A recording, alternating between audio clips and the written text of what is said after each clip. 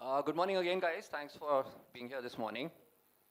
Um, AI is everywhere, right? So there's really no escape. We can't really escape AI at all. I have AI in my glasses. Vivek has AI in his watch. I'm told we are being served Chat GPT outside. Uh, but consumer AI is actually very different from what we are going to be talking about today. We are going to be talking about how organizations are making use of AI, and specifically how organizations are using AI in marketing. And I have a esteemed panel here, Vivek from Samsung and Megha from HP, Rohit from AMD. These are all brands that are heavily utilizing AI in their roles. And this is the ideal panel to actually discuss about the topic at hand today. Speaking of, the topic I have is agility meets intelligence, marketing in a non-linear AI accelerated era. It's quite a mouthful. And frankly, it's a little beyond me, so I'm going to take the help of these people to actually explain what it means and how they decipher this. Vivek. Yeah, agility meets intelligence. That's quite an interesting topic.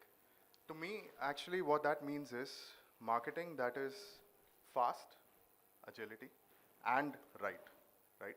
So, how does AI really transform our processes and our people to make marketing processes faster, more in time, as far as the market is concerned? And how do we do continuous signal-based marketing, right? How do we make micro decisions or get AI to make micro decisions that makes marketing smarter? So marketing that's fast and right, that's what I would categorize this as. Your take, Megha. Yeah, I'll just sort of simplify or maybe say it in other words what Vivek's just said. To me, agility is our ability to make decisions fast across commerce, consumer or the product. And intelligence in some ways, and in today's context, which is AI, is to decide what, how, and what are the outcomes for those decisions. So it's our ability to constantly make those decisions, and intelligence is aiding us to decide what those decisions are going to be. So it's pretty much just how and what of it. Rohit? So we actually started using AI in our office only recently, and one of my first prompts was to create this entire marketing framework for the next year. I was just completely blown away with the kind of output that I saw. I mean, something that would have taken me probably weeks or months just got created in a matter of minutes and with just one click. And that was that aha moment when I realized that the kind of power and how empowering it's going to be and how transformational it's going to be for us in this sector, right? So it's absolutely fascinating the kind of output that I saw. To me, agility meets intelligence. Let me just say the tongue twister bit. Agility meets intelligence in marketing. To me, what it means is uh, every aspect of my work gets driven by AI, and that too in real time. So every possible input from strategy to planning to execution to optimization, uh, every output from uh, impact reporting to analysis to insights, all of this gets driven by AI and that too in real time. And I mean, this is extremely important and imperative for us marketers to realize that it's no longer optional to leverage AI as much as possible. It's literally survival for us right now in this industry. So yeah. Um, Marketing in the traditional sense used to be a planned thing, right? And there used to be annual calendars, 6 monthly, quarterly calendars. But now, thanks to AI, and Rohit, you addressed it to some extent in what you said. It's like a live operating system now, the whole, the marketing thing. So have you thought about or are already, have already redesigned your teams and processes to actually, handle this, non-linear, always-on environment in your organizations? Vivek. Yeah, I think that's a very important question, but there's a precursor to this question. Before we think about how AI impacts organizations, it's very important to think about how AI is impacting customers, especially from the perspective of their buying decision journey, right? Now, I think the erstwhile traditional consumer funnel is going through a supersonic tsunami when it comes to AI, right? It's being completely redefined. The funnel is no longer a funnel. Actually, right now, it's more of a butterfly, right? With the central culmination being the LLMs. So ChatGPT, Gemini, Perplexity. This is the center for decision making, and this is becoming the new source of truth for customers, right? So a butterfly. On one wing of the butterfly, you have brand content, which is positioning your product in the right way to the consumer, enabling them to ask the right questions, right?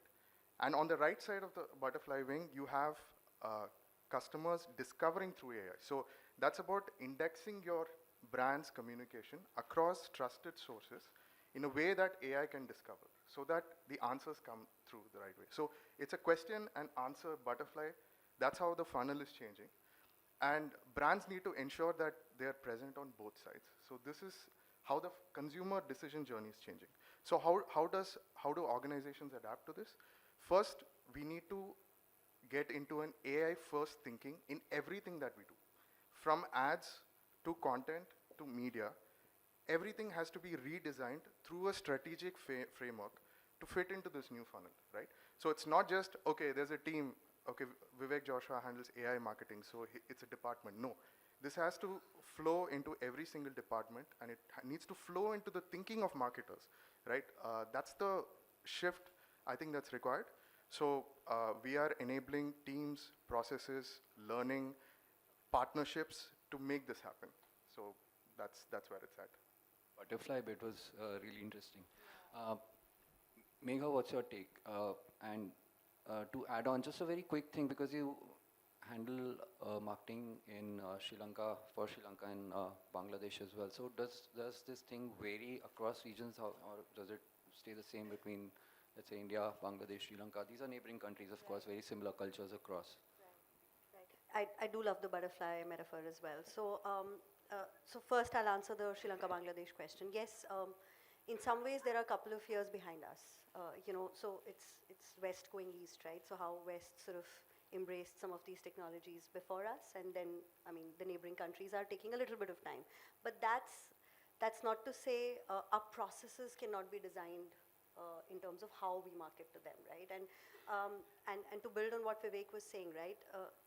Exactly, we are seeing, to me, the way I look at it, AI is becoming in some ways our additional hands and legs, right? And everything that we do gets more efficient and optimized as we bring in AI. And again, to Vivek's point, yes, one, the consumer is leaning on AI a lot more. So our ability to be present in the LLM world, the chat GPTs is one of the must-have. So unfortunately, as we've known, SEO traditionally is no longer the case, right? It's no longer keywords optimization. It's not as, let's say, as linear or as mathematical as it used to be. And to again, just to build on him, what we're realizing is that LLMs are picking up from all the sources, right? So whether it's your LinkedIn voice, whether it's how you present yourself on Reddit and Quora, those are the sources of information for how LLMs are building their opinions and serving that information to the customer. So what is critical for a marketer hence is it's no longer, I have put out a message either through a communication or through a content piece, but every way in which I present myself to the consumer, like I said, whether it's LinkedIn, whether it's my social media, is what is getting picked up, right? So in some ways, our work as marketers and how we traditionally used to call the red thread becomes so much more critical. How you present yourself and how you're constantly having that one consistency in message, consistency in your approach is even more critical, right? And that's one part of it. I'll give you a couple of more examples, because at least when I started sort of, working on AI, I realized that AI continues to be the buzzword, but as you start applying it, it starts to show the real use cases, right? The other thing, for instance, is the whole omni-channel, the non-linear environment that you spoke of. I think AI is a great tool to help us, thread those conversations. So I'll give you an example. We have, a way for a customer to call in, right? When they call in, let's say an HP World Store or an ISP or some of those, there is a conversation that happens, right? There are sometimes tools now available where I can analyze that conversation and aid the customer in his journey of making that choice. So it's not about being intrusive, but it's about aiding that journey. And what Vivek said in terms of that butterfly, right? Like when we had started looking at what we call the customer journey or the research and evaluation phase for some of us OEMs, right? It's a web. It's just so complex for the customer to make that decision, right? And I believe AI can greatly support in that decision making. So, I mean, those are some of the at least initial proof points that we are seeing in AI and how we are using it on a day-to-day basis. I'm not even going to mention things like creative optimization, things like faster turnaround of our content. I mean, those I think most of us are aware of in the room, but these are some of the newer things that we are trying. Well, use cases was going to be my next question, so you already touched upon something, Megha. But coming back to you, Rohit, we were talking about how internal systems and processes are Yeah, changing yeah. to take on AI. Yeah, so in terms of redesigning the teams and processes, obviously the first step for us was to upskill our team members and our marketeers with the latest AI tools, because it's not something that comes very organically, right? So various facets of AI tools like prompt engineering, predictive analysis, generative content. So all of this had to be trained to every marketer possible within our teams.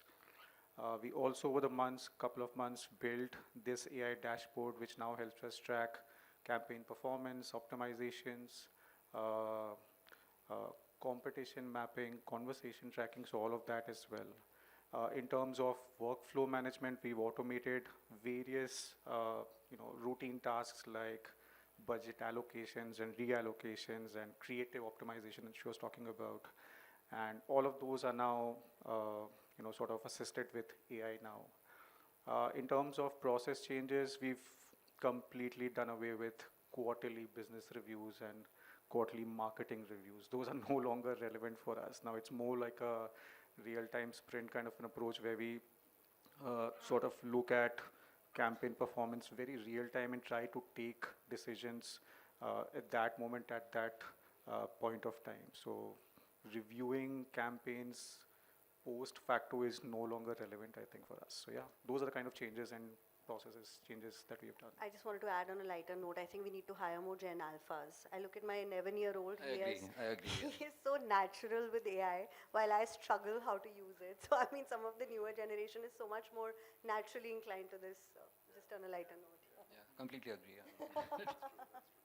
Yeah.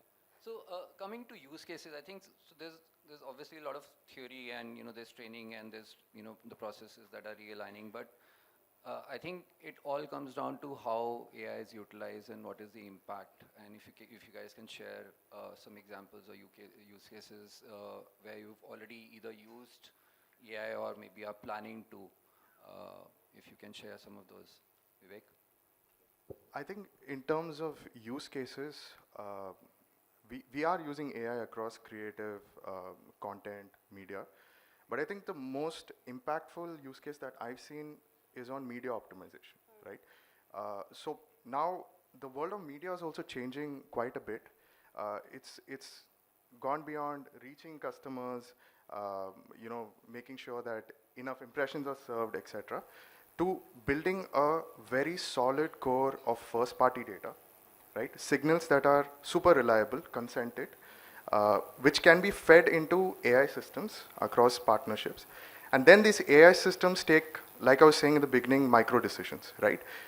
So on bids, placements, audience, creative, AI takes micro decisions to make sure that the right creative is served in the right context to the right customer.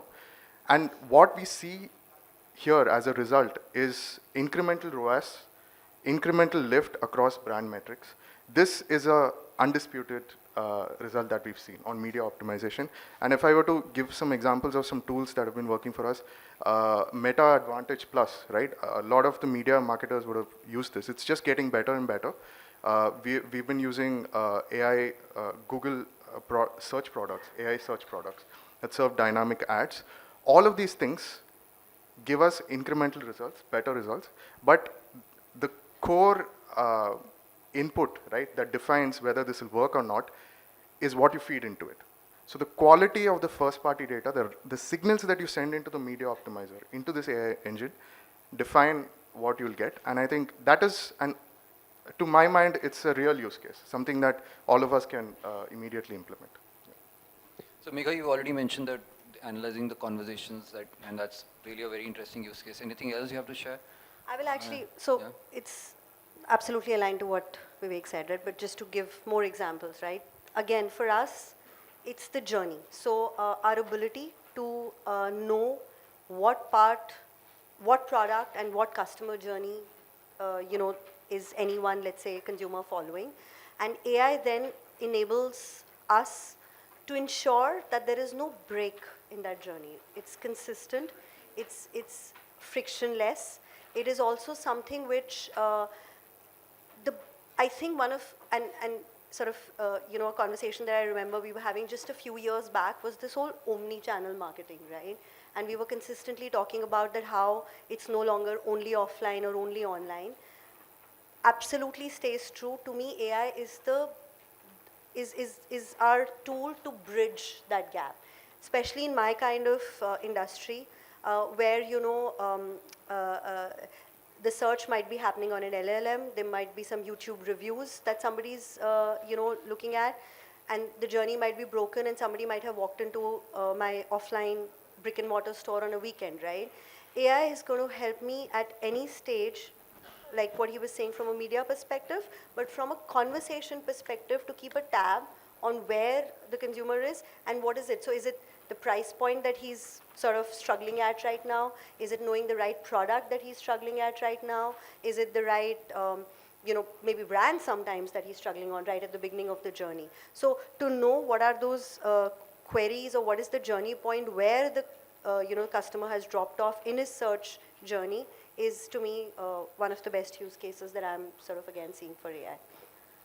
Rohit, I know you mentioned that it's still early in the journey Yeah. for AMD as far as AI utilization is concerned. And AMD, I mean, compared to the other brands we are talking about, is not a direct consumer-facing brand. So how does it, how do these things change for you? Yeah, absolutely. I mean, I think the first step for us is to embed AI into our entire marketing function, marketing stack. And that's where we are at right now in terms of use cases, in terms of case studies, still early stages for us, right? So the first step was for us to use these AI tools meaningfully within the systems, and we're still encouraging and nudging our team members to start using AI as groups, as team, as much as possible. In fact, there's a clear guidance. This is how serious that we are in terms of using AI, is that clear guidance in terms of the frequency of usage of AI into our system. And if there's a case where there is not enough usage of AI by any particular team member, there is a possibility that the license might also be revoked, those enterprise license. So that's how embedded AI is into the DNA of AMD literally right now. In terms of use cases, absolutely yes. Optimizations, real-time optimizations. Small anecdote, launch week for us in April this year for Ryzen AI laptops. And what we noticed was there was some kind of a spike in terms of conversations around video editing in laptops in AI. So within literally 48 hours, we were able to create a few short format content using AI, were able to deploy it and execute it using AI. So that was absolutely fascinating, because the ability to do that in real time in such short notice, something that would have taken us weeks to plan and execute, being able to do it, especially during a critical period like a launch, that was pretty interesting. So yeah, one or two use cases, like I said, but it's going to build over the next couple of months and years. Sorry, I just want to add one thing, and it's a Sure. very sort of slightly different example or a slightly different route to what we are discussing right now. But so one of the things for us is, as a product, is the launch of the AI PC, right? Which is what we call AI on the edge, and which means that you're not on the cloud when you're using AI, right? It's something which is offline.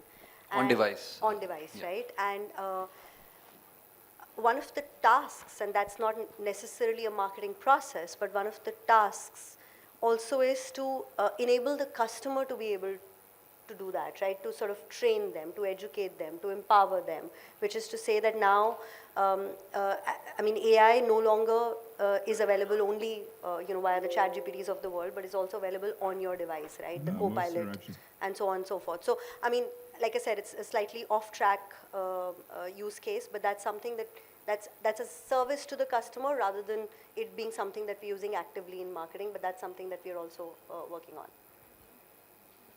So, in this journey of using AI in marketing, are there any metrics that you guys personally track to evaluate whether AI is actually working for you?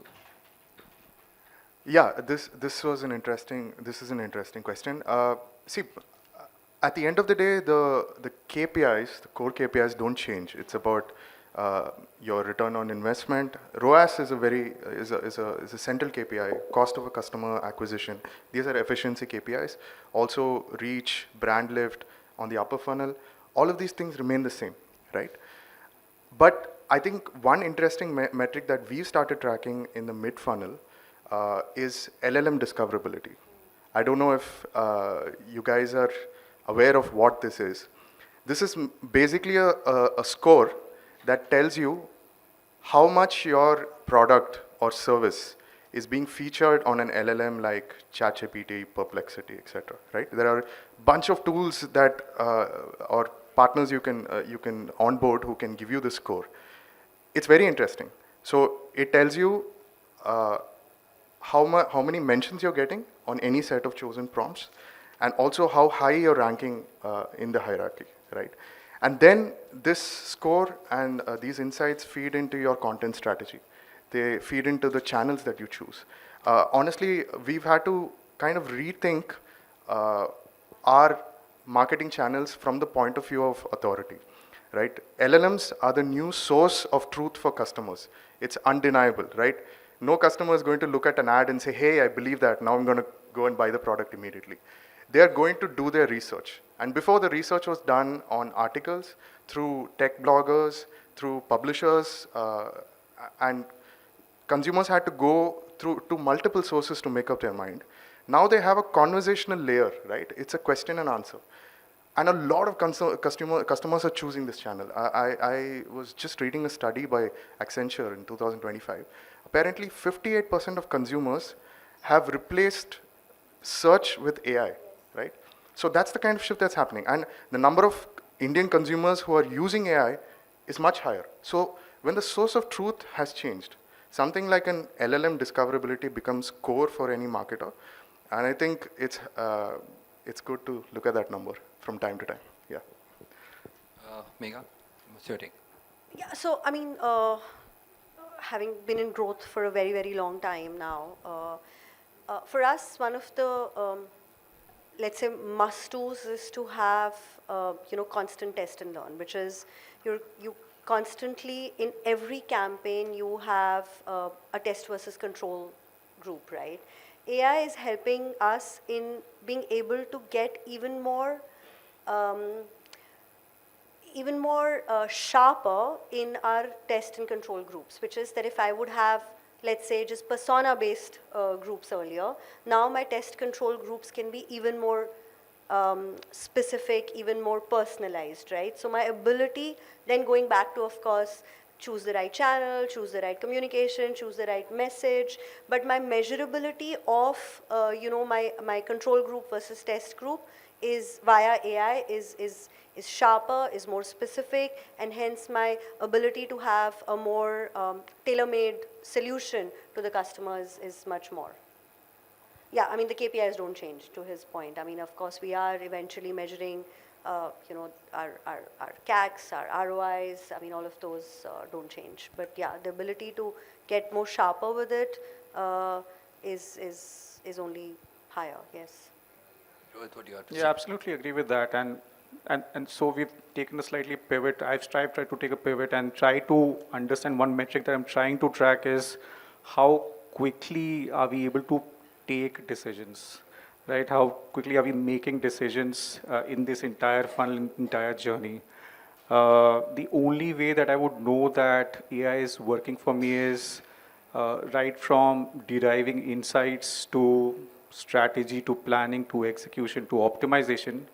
If the time taken to do that, I've been able to reduce or not, that's the only way that I would know that AI is working for me or not. So that is one critical metric that I'm trying to figure out with myself, with my team, that how quickly are we making decisions using AI. And we can see early results and it's really positive. One other metric is, talked about ROAS, ROI.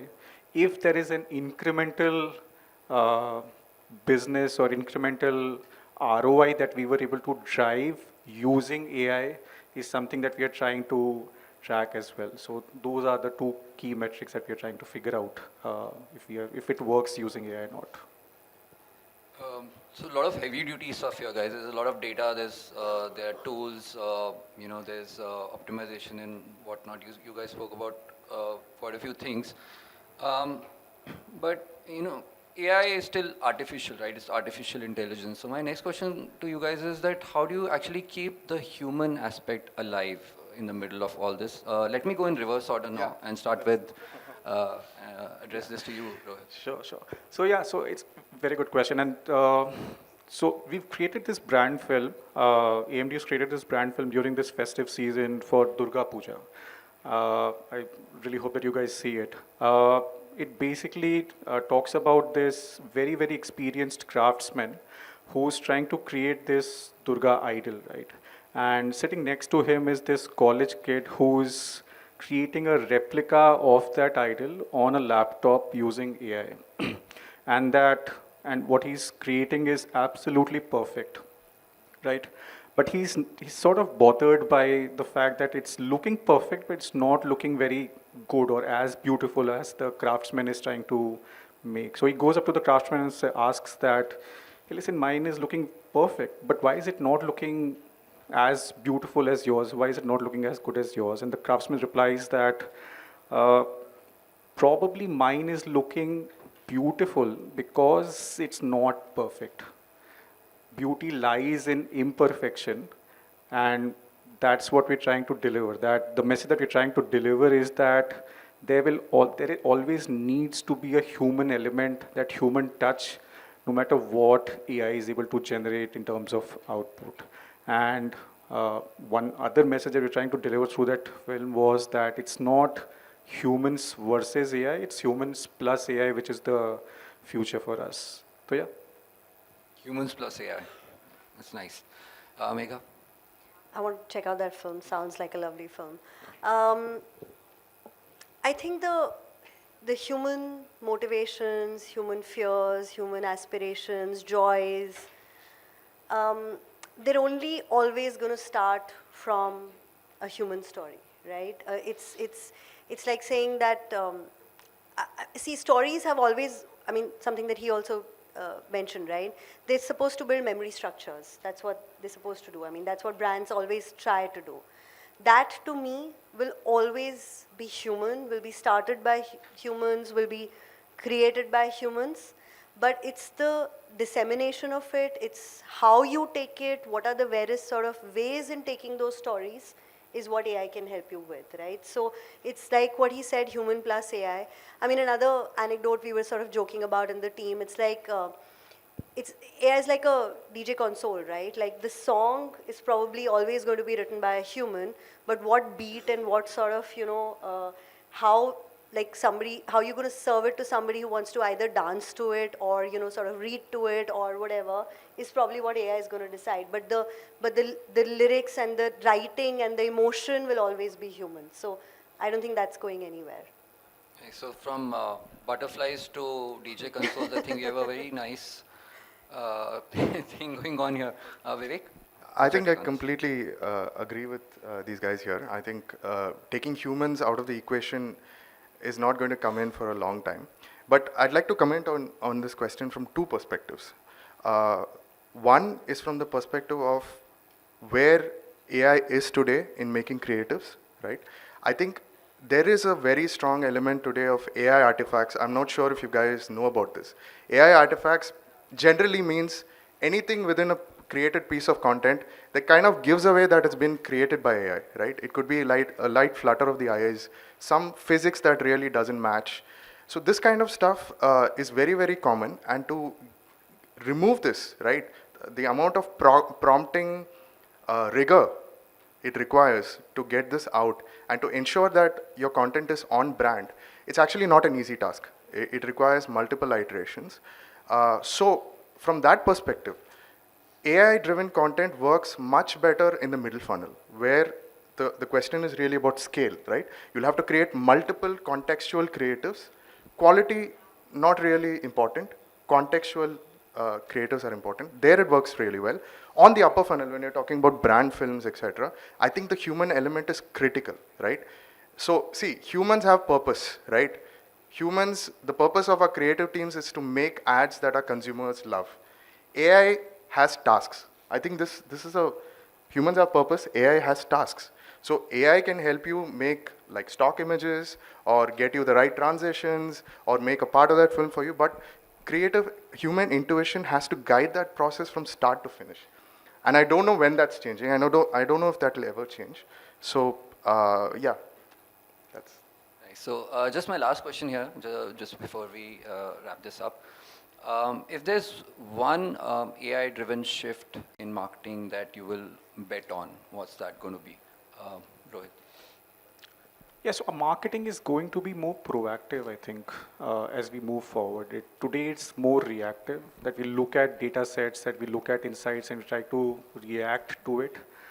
AI is not only going to drive insights from data sets, but it's also probably going to forecast trends, consumer conversations. Imagine a situation where AI is forecasting what's going to happen in the next 2 weeks in terms of, these are the trending topics that are going to come in and customers are going to talk about this. And at the same time, their AI is able to create campaigns, plan, build your assets, posters, banners, etc., and able to deploy it at the same time. That's going to be absolutely powerful. It's going to literally remove that lag between deriving insights to execution, and marketing will then become truly real time at that stage. It's going to be extremely powerful for at least a brand like AMD, because we then won't have to wait for consumer signals from our partners, from our OEMs, from our retailers. We'll just be able to go ahead and launch and drive conversation, own conversation, and be ahead of the demand, hopefully before the competition does as well. So yeah, marketing is going to be probably more, AI is going to drive more proactiveness to marketing than what it is today. It's more reactive right now, I guess. Yes. Megha? Yeah, I'll say the same thing, but again from the consumer's perspective. So one is what we as marketers would want to do, but what is it that's going to aid the consumer? And to me, it's the same thing. So currently, AI comes in piecemeal. I use AI in my tech stack to do various different tasks. I think going forward, AI is going to be like this one silent, consistent platform across the different journey points, right? So whether, and then the decision that the AI will help, or the decision that AI will help the marketer to do is going to have that, to ensure that the journey remains friction free. So what I mean is that, again, like I said, somebody's done a review or somebody's seen something, then somebody's like sort of talking to somebody else, somebody's going to LLM, then somebody's walking to the store. It is, AI hopefully is going to be that invisible sort of voice at the background, which is going to now no longer make those, broken solutions, but like making sure that there is a seamlessness and there is no drop in journey. The customer does not have to go back and start that process all over again, but he can sort of take right from where he had sort of stopped in his last search, in his last conversation, and AI is going to consistently guide him and the marketers to be able to give the right signals. Vivek, you get to have the last word on this. Yeah, I think my answer is kind of a culmination of what Megha and Rohit have said. I think the shift is going to happen from campaigns to conversations. This push marketing layer, right, where a brand pushes something onto the customer, I think that is going to fundamentally change. Consumers are going to have conversations with brands, and brands need to enable conversational layers across their websites and every single brand touch point. That is how the future is going to shape up. I think ads as we know it may not exist in the same way that we envision today. It's going to be conversations, and the brands that have the best conversations will win. They will create communities, and they will build loyalty. So that's the future, I feel. I mean, it's early days. I mean, we're all kind of shooting in the dark, but I think that's the future that we're heading towards. Well, great conversation, guys. Thanks so much for bearing with me. These are great answers. I learned quite a few things today. Um, and you rightly said, Vivek, it's still the journey still started, and we are most of us shooting in the dark when it comes to utilizing AI. But I think the one aspect that really stood out for me was the human plus AI part of it. I think it's very, very important to keep the human aspect alive. I'm not sure how long it'll be, but I think for as long as we are able to, if we keep the human aspect alive and keep the human plus AI things going, that's what's going to change things for the better in the future. So thank you guys. Thanks for this panel. Thanks for having us here.